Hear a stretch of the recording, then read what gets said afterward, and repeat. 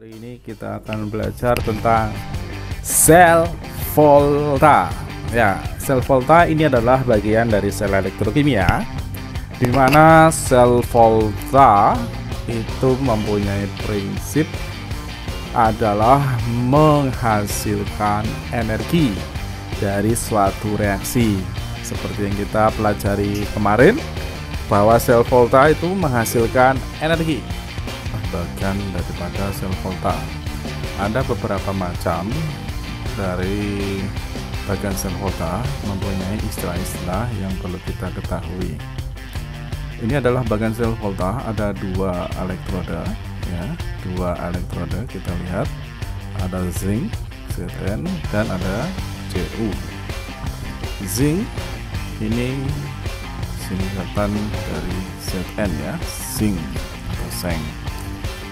Kemudian kita ketahui di sini karena dia merupakan elektroda, ternyata setelah dihubungkan dengan potensiometer atau lampu, itu terjadi pergerakan elektron, yaitu mulai dari zinc mengeluarkan elektron, kemudian melewati satu sumber untuk potensi atau potensiometer atau multitester atau lampu, ya, lampu LED.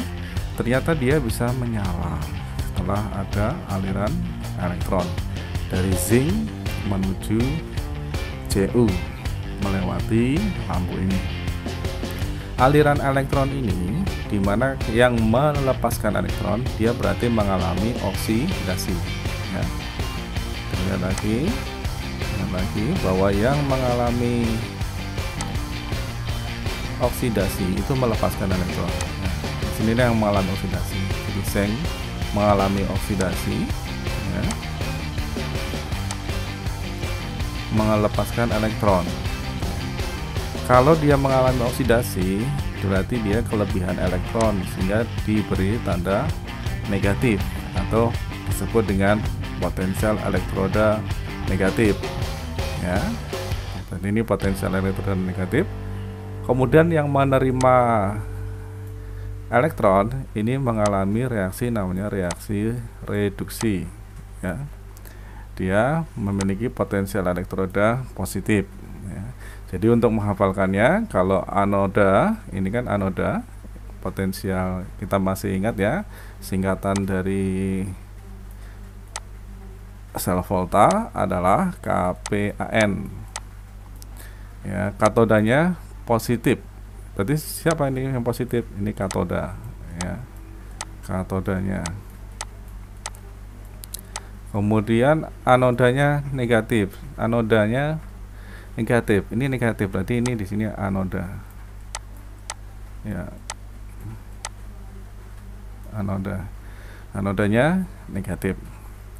Jadi pergerakan elektron dari Zn menuju Cu, di mana Zn ini disebut dengan anoda, kemudian Cu sebagai katoda. Ingat-ingat, ya, kalau dia kelebihan elektron maka dia bermuatan negatif atau elektroda negatif, sehingga dia melepaskan elektron, ya. Logika saja, kalau orang kelebihan itu biasanya melepaskan, tapi kalau orang kekurangan maka dia menerima, ya. Seperti halnya juga pada seng ini. Seng ini adalah kelebihan elektron, sehingga dia melepaskan elektron melewati lampu, kemudian diterima oleh Cu atau tembaga, sehingga Cu mengalami oksidasi, mengalami reduksi karena menerima elektron. Jadi untuk menyingkatnya atau menghafalkannya, anoda oksidasi anoks, katoda reduksi karet, ya. Kalau ingat karet, katoda reduksi. Kalau sebaliknya berarti anoda oksidasi, ya. Karena dia mengalami oksidasi, maka Zn ini banyak larut ke sini, dari Zn lempengan menjadi Zn2+. Begitu pula Cu ini malah karena dia menerima elektron, ya, menerima elektron, maka Cu12-nya banyak berubah menjadi Cu, sehingga lama-lama lebih banyak di sini endapan Cu-nya, ya. Kemudian untuk menyimbangkan ion-ion ini, maka ada yang namanya jembatan garam di sini, ya. Karena dia Zn ini mudah mengalami oksidasi, maka potensial reduksinya atau E-nya ya, potensial reduksinya itu cenderung negatif karena dia lebih mudah mengalami oksidasi. Sedangkan yang mudah mengalami reduksi Cu, E-nya ini cenderung positif ya. Kemudian selanjutnya dalam notasi sel volta itu ditulis yang sebelah kiri itu adalah reaksi oksidasi, yaitu Zn ya, Zn menjadi Zn12, berarti ini reaksi oksidasi. Sedangkan kalau yang di Cu itu terjadi reaksi reduksi dari Cu2+ ya berubah menjadi Cu ya. Sehingga penulisan notasi sel volta biasanya Zn garis miring Zn12 ya, kemudian jembatan garam Cu12 Cu. Yang sebelah kiri ini disebut dengan anoda, yang sebelah kanan ini disebut katoda. Kemudian yang Zn12 dan Cu12 ini adalah dalam bentuk larutan elektrolit. Itu untuk penjelasan bagian daripada sel volta ya. Jadi istilah-istilah yang dipakai dalam sel volta itu ada yang namanya potensial reduksi. Ini diukur dari menggunakan percobaan, yaitu standar hidrogen elektroda.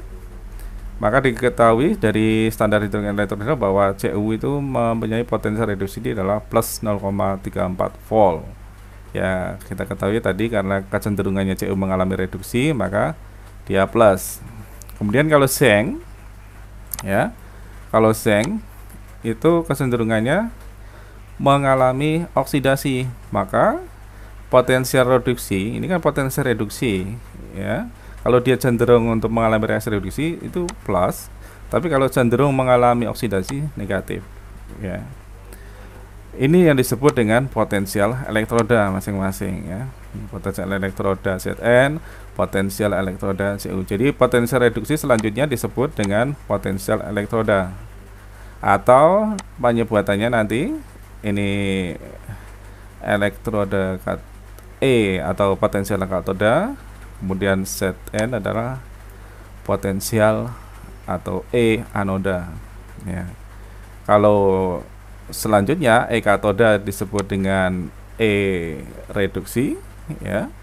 Kemudian yang anoda disebut dengan E oksidasi ya. Itu penggunaan istilah dalam penghitungan potensial sel ya. Inilah istilah-istilah yang dipakai. Jadi bermula dari potensial reduksi, itu adalah mewakili potensial elektroda, di mana elektroda itu ada dua, ada katoda sama anoda. Yang katoda itu kalian cenderung mengalami reduksi yang positif. Kemudian yang anoda cenderung mengalami oksidasi, yaitu yang berharga negatif. Ingat-ingat ya, yang mengalami oksidasi potensial reduksinya adalah negatif karena lawannya ya. Kemudian yang potensial reduksi selanjutnya itu disingkat dengan E reduksi. Kemudian potensial anoda tadi yang paling menjadi namanya E oksidasi. Yang selanjutnya nanti akan kita bahas pada notasi sel volta.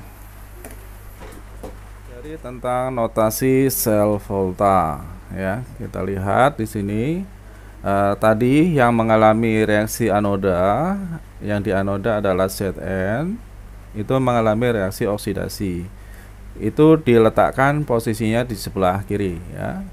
Jadi yang mengalami oksidasi diletakkan di sebelah kiri. Ini. Kemudian yang mengalami reduksi atau katoda diletakkan sebelah kanan. Ya. Jadi urutan penulisannya yang sebelah kiri adalah reaksi oksidasi atau yang terdapat pada anoda. Kemudian yang sebelah kanan adalah reaksi reduksi yang terdapat di katoda. Kemudian di sini ada batas, dua garis ini artinya jembatan garam. Kemudian garis ini menandakan batasan fase, ya. Menandakan batasan fase. Kemudian kalau ini ada ZNS, itu artinya dia dalam fase padat, berubah menjadi cair. Di sini ada batasan fasenya. Atau bisa juga ini ZN menjadi ZN12 untuk menyimbolkan. Kemudian Cu2+ larutan atau aqueous itu berubah menjadi Cu padatan, ya. Jadi Zn ini padatan sebagai anoda, kemudian Cu padatan sebagai katoda.